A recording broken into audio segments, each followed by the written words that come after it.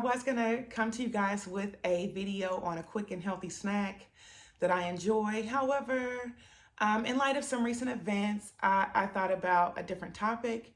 So I know you guys have watched the news and seen some stories on your news feed about Bill and Melinda Gates got divorced, which I believe they were married for about 27 years. Um, so I know a lot of people were shocked and surprised by that, right? One, because, right, they were married for a long time. They have a family together. And two, because they got a hell of a lot of money, don't they? Looking back at their announcement, some things that we do know, when they had made their announcement via Twitter, they had said that, our children are grown now. So I believe their youngest just turned 18. So, I'm not going to make any assumptions about what led to the divorce or what happened. They say that their marriage is irretrievably broken. So that's their words and not mine. But, you know, in the course of marriage, I say this all the time, it's not an easy one. Marriage is not an easy road to navigate. And what we do know is that people grow and change over time. So what I wanted to talk about today, I know you guys have heard conscious uncoupling before. When Gwyneth Paltrow got divorced, that's what she sort of quoted it as sort of like an amicable divorce. But I thought about, well, nobody really talks about conscious recoupling in the sense of not actually having a break or getting back together, but in your relationship, what I would consider conscious recoupling is that if you are married in a relationship and you sort of have a renewed commitment towards recoupling, towards the building blocks of your relationship and building that foundation, right? We all go through different phases. If you've been married for a long time or married for a short time, one thing you can know is that at one point or another, your marriage is going to face challenges, whether it's because you become a mother and you're trying to divide, trying to split your time up between your children and your husband, and or just feeling stressed by the different changes that the pandemic has brought to your household. There's always going to be challenges, and there's not really a roadmap to how to deal with these challenges. So, I think that one of the big things that really break down marriage is communication, failing to communicate or not properly communicating with one another. A lot of times we sometimes listen to speak, and we don't listen to understand or speak to be understood.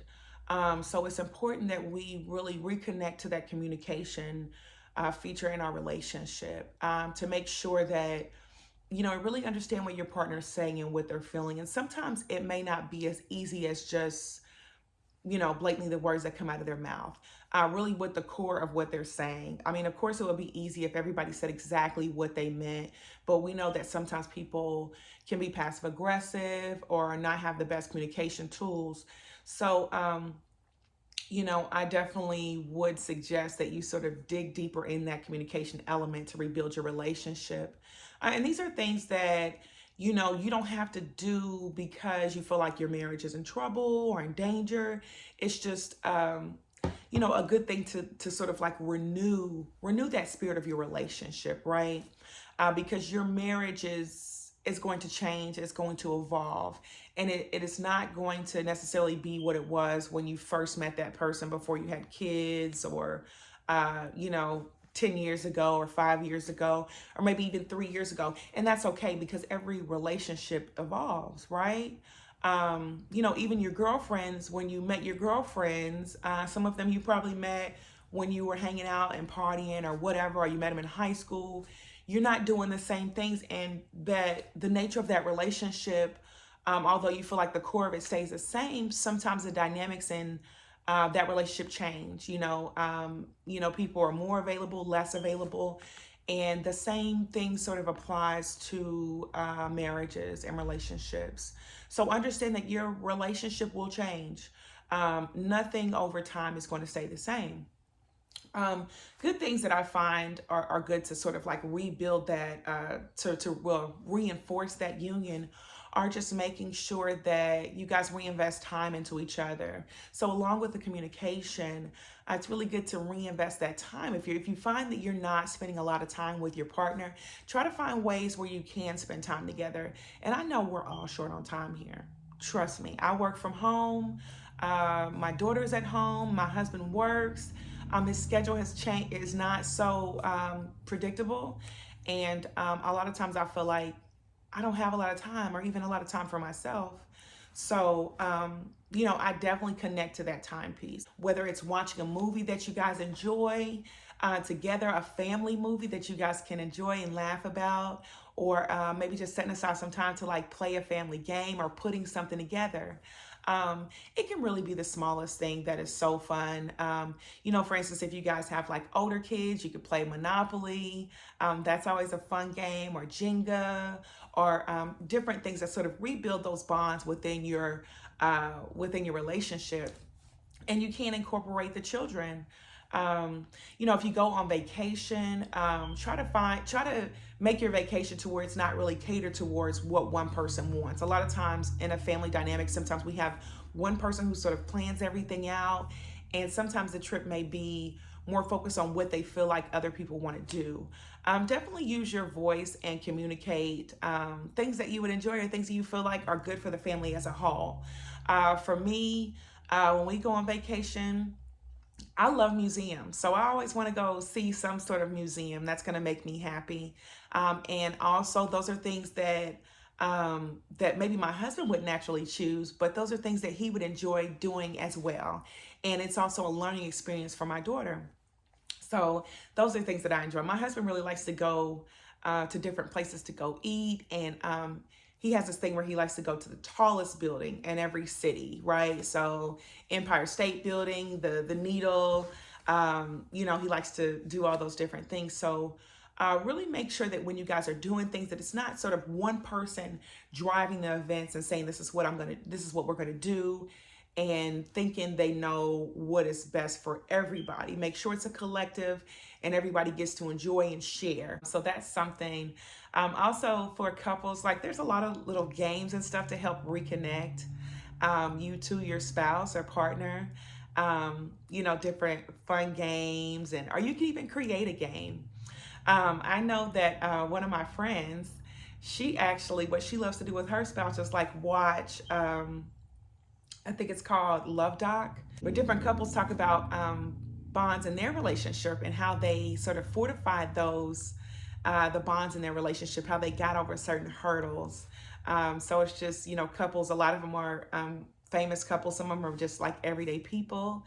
But it's good to see that you are not alone in this fight for your marriage and in your union. Also, another good thing could be sort of talking to other couples, having a couple that you sort of are akin to. It doesn't mean that you feel the same way about everything that they have going on. But, for instance, like with my husband, him and my sister, they are both Scorpios. So they think a lot in a lot of ways. And her husband is, I don't know what his sign is, but he is more, his personality in a lot of ways is like myself. Definitely we're not the same type. We don't have the same personality, but, so it's like, there's sort of a connection there. So sometimes when we talk about different things, we talk about issues together as a couple, it helps to sort of like get their feedback, and we'll talk about things as a group sometimes. And it's never really anything very pointed, but it may be your perspective on different things. I think what's important is just keeping the communication open, making sure that you're not holding anything in. I think what separates people a lot of time is that, as I said, we're always growing and changing. And when you start to see that divide is when you start to grow and change in different directions, right? So that you're no longer close. And then after so much time goes by, because you haven't really communicated those differences with each other, and you haven't grown along the way together, you don't really recognize each other, right? And see it as going together. And I think that's when the divorce can happen.